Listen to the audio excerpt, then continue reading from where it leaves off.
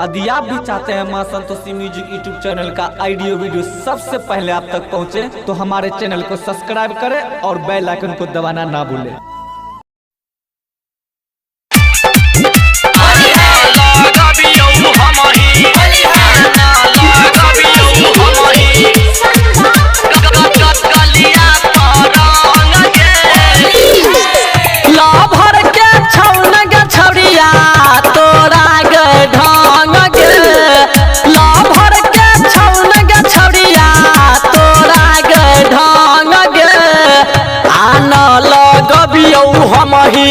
गलिया पर रंग गे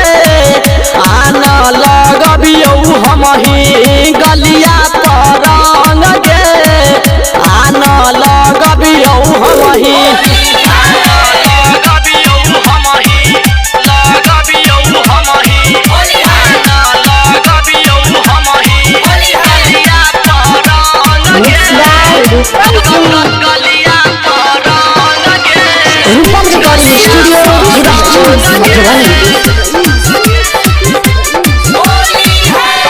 हाँ हाँ फागुन में रगड़ देबौ तोहर दुनू गाल गे उजर पेट रंग के छौरी कई देबौ लाल गे गई सुन ना फागुन में रगड़ देबौ तोहर दुनू गाल गे उजर पेट रंग के छौरी कई देबौ लाल गे कहने छौरा केलकौ तोरा सजन गे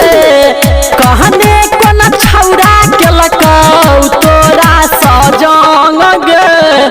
आना लगबियौ हमही गलिया पर रंग गे आना लगबियौ हमही गलिया पर रंग गे आना लगबियौ हमही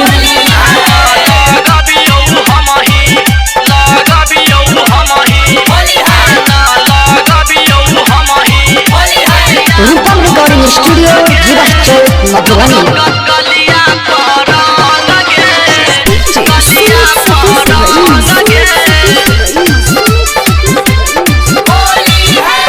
हाँ हाँ छौरा सतियम्मा खेलकौ भांग के गोला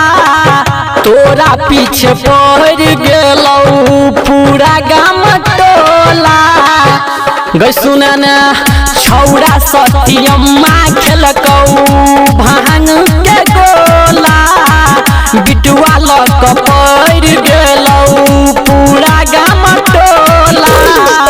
रूपम के दिल में भरल छै देखही महंग गे रूपम के दिल में भरल छै देखही उमंग गे आना लगबियौ हमही गलिया पर रंग गे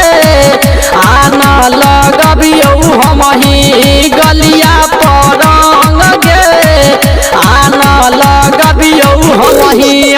रूपम रिकॉर्डिंग स्टूडियो जीवा चौक मधुबनी। Mobile number 91 10 96 36 60।